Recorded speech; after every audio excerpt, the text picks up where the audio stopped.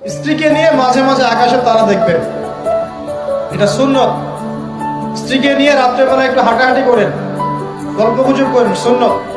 অনেক সুন্নত কিন্তু উঠে গেছে এখন। মাঝে মাঝে খেতে বসবেন, একটা প্লেটে খায়েন। বাসায় কি একটা প্লেট আছে? সব তো সেপারেট প্লেট। একটা প্লেট, বড় প্লেট, এরকম বড় প্লেট আছে বাসায়? প্লেট বুঝতে পারছেন কিনা? থালা থালা, এক প্লেটে খাওয়ার অভ্যাস করেন। নবী সাল্লাল্লাহু আলাইহি ওয়াসাল্লামের একটা হাদিস এমনও আসছে, আয়েশা রাদিয়াল্লাহু আনহা সম্পৃক্ত। আপনি আপনার স্ত্রীর কাছে বসে আছেন, একটা ফুরফুরে মনে, আনন্দ চিত্তে স্ত্রীর সাথে আলাপ করছেন, তার সাথে আপনি ভাব আদান প্রদান করছেন। আল্লাহর আরশ পর্যন্ত খুশি হয়ে যায়। সুবহানাল্লাহ, আল্লাহর আরশ পর্যন্ত খুশি হয়ে যায়। যতক্ষণ পর্যন্ত আপনি এইভাবে আপনার স্ত্রীর সাথে কথা বলতে থাকেন, স্ত্রীর কাছে বসা থাকেন, আপনার আমলনামার মধ্যে সওয়াব লিখতে থাকে। রাসূল পাক সাল্লাল্লাহু আলাইহি সাল্লাম এই কথা বলার পর এক সাহাবী বলেন, ইয়া রাসূলুল্লাহ, স্ত্রীর সাথে একসাথে শুবো, একসাথে ঘুমাবো, একসাথে খাবো, একসাথে তাকে আদর করব, এটা কি সওয়াবের কাজ হতে পারে? রাসূল পাক সাল্লাল্লাহু আলাইহি সাল্লাম বললেন, আচ্ছা তোমার স্ত্রীকে না নিয়ে তুমি যদি আরেকজন স্ত্রীর কাছে বসে থাকো, আছে কি না? আছে কি না? মজাই লাগে। উনিও খাইবেন, রেডি থাকেন। তুমি অন্য কোনো স্ত্রীর পাশে বসে বসে ফিস ফিস ফিস ফিস করলা, মজাই লাগবে। তবে মনে রেখে দিও, তোমার আমলনামার মধ্যে জেনার গুনাহ লেখা হবে। তুমি যতক্ষণ তোমার স্ত্রীর কাছে বসা থাকবে, জান্নাতের দরজাগুলি তোমার জন্য খোলা আরম্ভ হয়ে যাবে।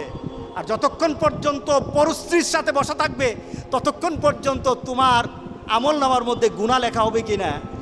সাহাবায়ে কেরাম বলেন, ইয়া রাসূলুল্লাহ, অন্য স্ত্রীর সাথে বসলে তো গুনাহ তো হবেই, তাহলে তার উল্টাটা তোমার হালাল বউর সাথে বসলে, তোমার হালাল যাকে হালাল করেছো তার সাথে বসলে সওয়াব হয়ে যাবে। সুবহানাল্লাহ, সুবহানাল্লাহ। চাষটলে বসতে ভালো লাগে, টিভি দেখতে ভালো লাগে, আরেকজনের ভাবিকে ডেকে ডেকে মুখের মধ্যে পানি এনে দেয়, ভাবি কেমন আছেন? বউকে বলো না, বউ তুমি কেমন আছো? শরম লাগে, শরম লাগে। রাসূল পাক সাল্লাল্লাহু আলাইহি সাল্লাম বললেন যে বিয়ের মাধ্যমে স্বামী এবং স্ত্রী, ছেলে এবং মেয়ের যৌনতাকে পবিত্র করা হয়। সুবহানাল্লাহ, সুবহান, কত সুন্দর কথা। স্ত্রীকে হেফাজত করা হয়, এই মেয়েকে সমাজের বিভিন্ন ধরনের খারাপ লুলুপ দৃষ্টি থেকে একটা মেয়েকে বাঁচানো হয়। কারণ একটা মেয়ে যখন একটা ছেলের আন্ডারে হালালভাবে বৈধ হয়ে যায় বিয়ের মাধ্যমে, তখন আর এই মেয়ের দিকে কেউ খারাপ দৃষ্টি দেয় না। কি বলেন? দেয় না। দেখুন ইসলাম কি বলছে, রাসূল পাক সাল্লাল্লাহু আলাইহি ওয়াসাল্লাম কিভাবে ব্যাখ্যা করছে। রক্ষণাবেক্ষণ হয় মেয়েটাকে রক্ষণাবেক্ষণ করা হয়। কারণ একটা ছেলে যখন একটা মেয়েকে বিয়ে করে, তার চিন্তা চেতনায়, তার ভাবনায় তখন মনে হয় যে এই মেয়েটাকে সকল ধরনের বিপদ আপদ থেকে আমি রক্ষা করব, আমি তার পাশে থাকবো, আমি তাকে বিভিন্ন গার্ড দেব, তার বিপদের সময় আমি কাছে থাকবো।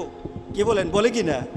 আপনার স্ত্রীর কাছে যদি কেউ ঘেঁষায়, তখন মেজাজটা গরম হয় কি না? হ্যাঁ, কেন হয়? কারণ সে আপনার হালাল হয়ে গেছে।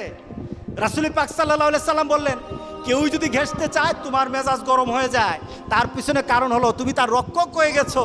ইসলাম একটা মেয়েকে রক্ষণাবেক্ষণের সুযোগ করে দেয় বিয়ের মাধ্যমে। আর ওই মেয়ে যে স্টাইল করে বিয়ে করেছে, সন্তান প্রজননের গোটা পৃথিবী টিকে থাকবে যতক্ষণ পর্যন্ত আল্লাহ সুবহানাহু ওয়া তাআলা যে